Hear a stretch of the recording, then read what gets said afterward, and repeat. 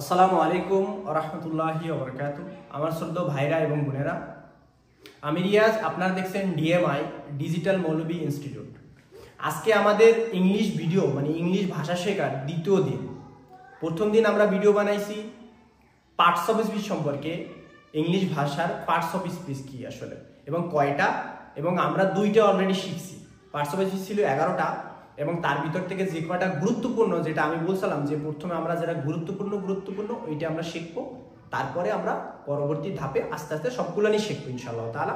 তো প্রথম গুরুত্বপূর্ণ দুইটা শিখছি আমরা, সেটা হলো নাউন এবং প্রোনাউন। নাউন কাকে বলে কি কি, প্রোনাউন কাকে বলে কি কি, ঠিক আছে, এটা আমরা একটা ধারণা পাইছি ইনশাআল্লাহ তাআলা। তো পূর্ণ ধারণা আমরা কখন পাবেন? যখন আমরা বাক্য যখন তৈরি করবো, টেন্স শিখবো, তারপর আমরা বাক্য তৈরি করা শিখবো ইনশাআল্লাহ তাআলা। তখন আমরা পূর্ণভাবে pronoun, noun parts of speech সব জিনিসের পূর্ণ ডিটেলসে ধারণা পাবো। তো আজকে আমাদের ভিডিও হইলো ভার্ব সম্পর্কে, পার্টস অফ স্পিচের ভার্ব সম্পর্কে, কি আসলে ভার্ব কি এবং কিভাবে আমরা জানবো এবং কি কি কয় ধরনের এবং কি কি, ঠিক আছে। তো চলুন আমরা ভার্ব সম্পর্কে জেনে নিই। তো এখানে আমাদের অলরেডি আমি একটা চার্ট বানাইছি কি কি, এই চার্টটা আপনাদের একটু পরে বোঝাবো যে আসলে ভার্ব সম্পর্কে, ভার্বটা কি সেটা আমরা জানি। ভার্ব এটার যে ইংলিশ শব্দটা হইলো ভার্ব, এটার বাংলা শব্দের বাংলা অর্থ হইল কাজ বা ক্রিয়া, ঠিক আছে। এখানে আপনি বইয়ের ভাষায় পেতে সবসময় ক্রিয়া পাইবেন, কাজ অনেক কম বলে, লেকিন ক্রিয়া শব্দটা বইয়ের ভাষায় আছে, গ্রামারে পাইবেন। তো আমি আপনাদের কি বলতে চাই যে এই যে জিনিসটা আসলে ক্রিয়া বা কাজ জিনিসটা আসলে কি, দেখুন খাওয়া, নাওয়া, চিন্তা করা, বলা, হাঁটা, চলা, ধোয়া, এই সব জিনিস হলে কাজ। যেটাই কাজ সেটাই ক্রিয়া, আর যেটা ক্রিয়া সেটারই ইংলিশে ভার্ব বলে। ওকে, বুঝতে পারছেন? যে জিনিসটা কাজ ওই জিনিসটার ক্রিয়া বলে, আর ক্রিয়ারে ইংলিশে কি বলে? কাজ বা ক্রিয়ার কি বলে? ভার্ব। তো সেই জিনিসটা এইটা। তো আমরা ভার্ব সম্পর্কে জানলাম এবং ভার্ব কত প্রকার এবং কি কি সেটা আমরা জানবো ইনশাআল্লাহ তাআলা। চলুন প্রথমে জেনে নিই ভার্ব কত প্রকার। সাধারণত আমরা যে ভার্বগুলো শিখি, আমরা সাধারণত 4 ধরনের ভার্ব আমাদের বইতে শিখি এবং আমাদের টিচার শিক্ষকরা শিখায়। বাট আমি এখানে 4 ধরনের নয়, আমি এখানে 5 ধরনের নিয়ে আসছি। কেন নিয়ে আসছি? একটু বোঝার সহজ ক্ষেত্রে। যখন আমরা টেন্স শিখবো এবং টেন্স দিয়ে বাক্য তৈরি করবো, তখন আমাদের জন্য সহজ হবে। সেই ক্ষেত্রে আমি 5টা ভার্বের ফরমেশন সেটা নিয়ে আসছি। ওকে, তো চলুন আমরা 5টা ভার্বের যে ফরমেশন কয়টা সেটা আমরা দেখে নিই। প্রথম ফরমেশনটা হলো প্রেজেন্ট, বর্তমান ফরমেশন। পাস্ট অতীত, পাস্ট পার্টিসিপল একদম কমপ্লিটেড। তারপর হলো আইএনজি ফর্ম এবং S by S formation, S by S যোগ হয় এমন একটা ফরমেশন আছে যেটা আমাদের সিম্পল টেন্সের ভিতরে প্রেজেন্ট ইনডিফিনিট টেন্সে ব্যবহৃত হয়, থার্ড পারসন সিঙ্গুলারের ভার্বের সাথে। ওকে, তো আমরা ওইগুলো পরে জানবো। যখন আমরা টেন্স শিখবো, বাক্য তৈরি করবো, তখন আমরা এটা সম্পর্কে পুরো ডিটেলস জানবো এবং কখন এস বাই এস যোগ করতে হয় কোন ভার্বের সাথে, ওটা আমরা পুরো ডিটেলস জানবো। এটা সম্পর্কে আমরা ইনশাআল্লাহ তাআলা একটা স্পেশাল ভিডিও বানাবো যে কোন ভার্বের সাথে এস যোগ হইবে, কোন ভার্বের সাথে ইএস যোগ হইবে, কিভাবে আমরা বুঝবো এবং কি কি ওটার সাইন থাকে, নিশান থাকে, বা অতি সহজে আমরা কিভাবে বুঝতে পারবো। তো চলুন আমরা ভার্বের ফরমেশনটা জানি। প্রেজেন্ট ফর্ম কাম, আমরা কাম সম্পর্কে জানি। কাম অর্থ কি? আশা, ঠিক আছে। আর পাস্ট হলো কেম, পাস্ট পার্টিসিপল কাম, আইএনজি ফর্ম কামিং, আর এটার সাথে এস যোগ হচ্ছে কামস, ঠিক আছে। এই কামের সাথে এস যোগ হচ্ছে এখানে কামস, ঠিক আছে। তো আমাদের এই যে ফরমেশনটা যে তৈরি হয়, এটা বেশিরভাগ তৈরি হয় আমাদের 1 নম্বর ফরমেশন, প্রেজেন্ট ফরমেশনের সাথে এস বাই এস যোগ হয়ে এই আমাদের 5 নম্বর ফরমেশন তৈরি হয়, ঠিক আছে। আমরা এটা কয়টা ফরমেশন শিখলাম?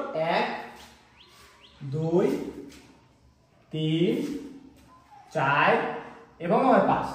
এই 5 নাম্বার ফরমেশন আমরা 5টা ভার্বের ফরমেশন শিখলাম, ঠিক আছে।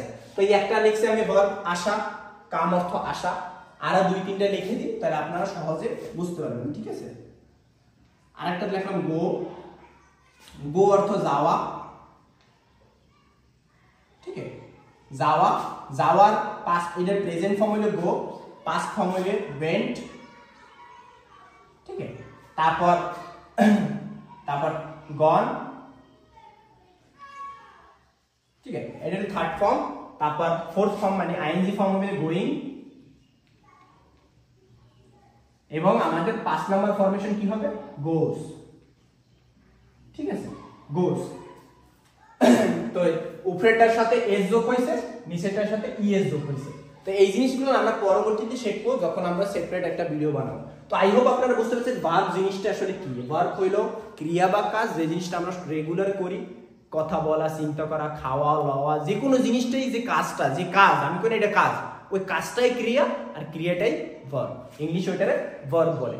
তো আপনারা যদি সহজভাবে ইংলিশ শিখতে চান, মানে অতি তাড়াতাড়ি বলা লেখাপড়া শিখতে চান, এর জন্য কিছু ধাপ আমাদেরকে অবহিত হইবে, কিছু ধাপে আমাদেরকে শেখাটা অবহিত হবে। সেটা আমি আপনাদেরকে একটা ধারণা দিতে চাই, যে ধারণার মাধ্যমে আপনারা অল্পতেই এটা বুঝতে পারবেন। কিছু বুঝছেন? সে ধারণাটা হলো কি, আমরা প্রথমত কি অতি সহজে ইংলিশ ভাষাটা শেখা, মানে বলা লেখা পড়া কিভাবে করা যাবে। তো সেটার প্রথম ধাপটা হইলো আপনারা কি করতে হবে, কি প্রথমে আপনাদেরকে শুনতে হইবে এবং অবজার্ভ করতে হবে। শোনা এবং দেখা, এটা হলো নাম্বার 1 কাজ যে কোনো ভাষা শেখার ক্ষেত্রে। শোনা এবং অবজার্ভ করা মানে দেখা।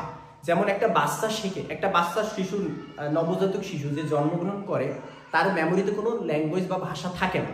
সে কিভাবে শেখে?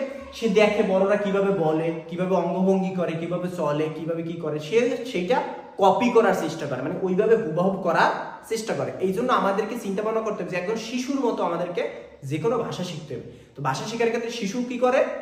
অবজার্ভ করে এবং শোনে, তারপর বলার চেষ্টা করে। সেগুলো বোঝে না, প্রথমে বলার চেষ্টা করে। তো আমরা ওইভাবে করবো না, আমরা কি করবো, যে দেখবো এবং শুনবো।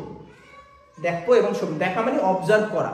তো সেই জন্য আমাদের কি করতে হবে, প্র্যাকটিস আছে। আমরা যে কোনো একটা ভিডিও, ইংলিশ ভিডিও স্পেশালি যারা নেটিভ ল্যাঙ্গুয়েজ, যে নেটিভ কিভাবে যারা ফরেন, ফর এক্সাম্পল আমি আপনাদেরকে একটা চ্যানেল বলতেছি, যে কিছু মুভিস আছে যেগুলো দেখতে হইবে। এই মুভিসের ভিতরে আমি একটা মুভিসের নাম বলতেছি হলমার্ক মুভিস। আপনি যদি সেটা টাইপ করেন, এখানে আমি লিখে দিতেছি HALMARK, hallmark movies, MOVIES movies. এই যদি আপনি এইটা যদি হলমার্ক মুভিস হিসেবে ইউটিউবে সার্চ করেন, তাহলে আপনাদেরকে সামনে হলমার্কের অনেক মুভি আসবে। হলমার্ক মানে এটা হলে ফ্যামিলি টাইপ মুভিস, ঠিক আছে। এই মুভিগুলোর আপনাদের সহজ, এবং যেটা আপনার একটা পছন্দের একটা সিলেক্ট করে নেবেন, সেই সিলেক্ট করার পর সেই মুভিটা আপনি রেগুলার বেসে ওই মুভিটা দেখবেন। কিভাবে দেখবেন? প্রথমে শুনবেন এবং দেখবেন যে তারা কি করে, শিশুর মতো। আপনার বোঝার কোনো দরকার নেই, প্রথমত আপনার বোঝা লাগবে না। আপনি কন্টিনিউয়াসলি কমসে কম 4 থেকে 5 দিন এই ভিডিওটা খালি কি করবেন, এই মুভিটা কি করবেন, দেখবেন এবং অবজার্ভ করবেন, শুনবেন যে তারা কি করে, কিভাবে অঙ্গভঙ্গি দেয় এবং কি বলে, এটা শুনবেন এবং অবজার্ভ করবেন। প্রথম কাজ আমাদের। দ্বিতীয় কাজ হলো আন্ডারস্ট্যান্ডিং। আন্ডারস্ট্যান্ডিং মানে বোঝা লাগবে। তো বোঝার ক্ষেত্রে আমাদের কি কিছু ধাপ আছে যেটা আমাদের অবহিত হবে। বোঝার ক্ষেত্রে কি করতে হবে আমাদের, সেটা হলো আমাদের প্রথমত গ্রামার জানতে হইবে। একটা ভাষা বোঝার ক্ষেত্রে গ্রামার জানা লাগে, বাট না জানলেও চলে। যেমন স্পোকেন ইংলিশ, ইংলিশের ভিতরে একটা দুইটা ধরন আছে, একটা স্পোকেন ইংলিশ আর একটা রিটেন ইংলিশ। স্পোকেন মানে যেটা বলা হয় সাধারণত, আর রিটেন মানে যেটা লেখা হয়। তো আমাদের যে স্পোকেন ইংলিশটা, সেই স্পোকেন ইংলিশটা আমরা নর্মালভাবে বলতে পারি, যার মাধ্যমে আমরা শুনবো, অবজার্ভ করে এবং বলবো, এটা স্পোকেন ইংলিশ, ঠিক আছে। লেকিন যখন রিটেন ইংলিশটা আমরা লিখতে যাব, তখন আমাদের গ্রামারটা দরকার। এই জন্য আমি চাই কি আপনাদের যে বেসটা, মানে আপনাদের যে গোড়াটা মজবুত, সেই তো আমরা সেই জন্য গ্রামার থেকে শুরু করছি। গ্রামারটা শিখবো প্রথমে, আমরা মোটামুটি একটা ধারণা পাবো, তারপর আমরা কি করব। আর আপনাদের আরেকটা জিনিস, যখন আপনি আন্ডারস্ট্যান্ডিং এর ক্ষেত্রে গ্রামার তো আমাদের লাগবে, তার পাশাপাশি আরেকটা জিনিস আমাদেরকে ফোকাস করতে হবে। যখন আমরা ওই মুভিগুলো লিসেন করব, শুনবো, 5 দিনে কন্টিনিউয়াসলি 5 দিনে এই কাজ থাকবে কি, আমরা খালি শুনবো এবং দেখবো, শুনবো এবং অবজার্ভ করবো তারা কিভাবে অঙ্গভঙ্গি করে, কিভাবে কি করে এবং কি বলে, শোনার ক্ষেত্রে আর দেখার কাম, আর কোন কাজ না। 5 দিনের পরে আমাদের কি কাজ থাকবে, 5 দিনের পরে আমরা এক একটা শব্দ যেটা আমরা না বুঝি না জানি, সেই শব্দটা আমরা ওইখান থেকে শুনবো, ওইটা রিটার্ন করবো। যদি আপনারা যদি না বুঝেন, তাহলে সাবটাইটেল আছে, সাবটাইটেলটা ক্লিক করে আপনারা ওই শব্দটা লিখে নেবেন। লিখে নিয়ে গুগল ট্রান্সলেশন আছে, সেখানে সার্চ করে আপনার ওটার অর্থ বাইর করে নেবেন, অর্থ আপনার নিজের মাতৃভাষা, তাহলে সহজভাবে ওটা বোঝা বুঝে যাবে। তো এটা আমাদের দ্বিতীয় নম্বর কাজ। প্রথম 5 দিন আমাদের কাজ কি, শোনা এবং দেখা, এই দুইটা, এইটা প্রথম হলে আমাদের 5 দিনের কাজ। পরবর্তীতে আমাদের কি করতে হবে, তা ওই মুভিটা থেকে একটা মুভি থাকবে, বাকি কোনো মুভি থাকবে না, একটা মুভি থেকে আমাদের প্র্যাকটিসটা শুরু হইবে, কারণ সহজ হইবে। যখন আপনি একটা মুভির পুরো জিনিসটা বুঝবেন এবং আন্ডারস্ট্যান্ডিং করতে পারবেন, তখন আপনি বুঝবেন যে ইংলিশের কমসে কম 30-40% আপনি শিখে ফেলাইছেন। বুঝতে পারছেন? কারণ একটা মুভির ভিতরে অনেক কিছুই থাকে যেটার মাধ্যমে আমরা স্পেশালি যে চিলড্রেন আলা মুভি মানে বাচ্চাদের ক্ষেত্রে বাচ্চাওয়ালা যে মুভিটা থাকে, যেটা মুভিতে বাচ্চারা থাকে ওই মুভিটা সিলেক্ট করবেন, কারণ ওটা সহজে বাচ্চাদের ক্ষেত্রে আমাদের সহজ হবে। ঠিক আছে, তো চলুন আমরা আমাদের 3 নাম্বার সিস্টেমটা পাইলাম। প্রথমে আমাদের শোনা এবং দেখতে হবে, দ্বিতীয় নাম্বার আমাদের গ্রামারটা শিখতে হবে, গ্রামার তো আমরা চালু আছি, আর আমাদেরকে কি করতে হবে, শব্দ সিলেক্ট করে শব্দগুলো লিখে নিতে হবে, তার অর্থ বাই করতে হবে। এটা আমাদের 2 নাম্বার কাজ। 3 নাম্বারে আমাদের বলার কাজ, স্পিকিং এর কাজ। তো স্পিকিং এর কাজ পরে, আমরা প্রথমে গ্রামারটা ঠিক করলে। তো আমাদের যেমনটা আমরা ছিল ভার্বটা আমরা আজকে মোটামুটি একটা ধারণা পাইলাম যে আসলে ভার্ব কি এবং ভার্ব কয় ধরনের এবং কি কি সেটা আমরা পাইলাম। ভার্ব হলো যে কোনো কাজকে ভার্ব বলে, যে কোনো কাজ বা ক্রিয়াকে ভার্ব বলে। ক্রিয়া মানে হলো কাজ, কাজ মানে ক্রিয়া, আর ক্রিয়ার ইংলিশ কি ভার্ব। ঠিক আছে, তো এটা আমরা একটা মোটামুটি একটা আন্ডারস্ট্যান্ডিং পাইলাম। এই জিনিসটা আপনি যদি পুরোপুরি নাও বোঝেন কোনো সমস্যা নাই, কারণ আমরা যখন টেন্স করবো, যখন বাক্য সেন্টেন্স কনস্ট্রাকশন করবো, মানে সেন্টেন্স তৈরি করবো, তখন আমরা আস্তে আস্তে এটা বোঝা হয়ে যাবে। ঠিক আছে, তো আপনাদের তো একটা ধারণা দিলাম আপনাদের। আই হোপ আপনারা বুঝতে পারছেন।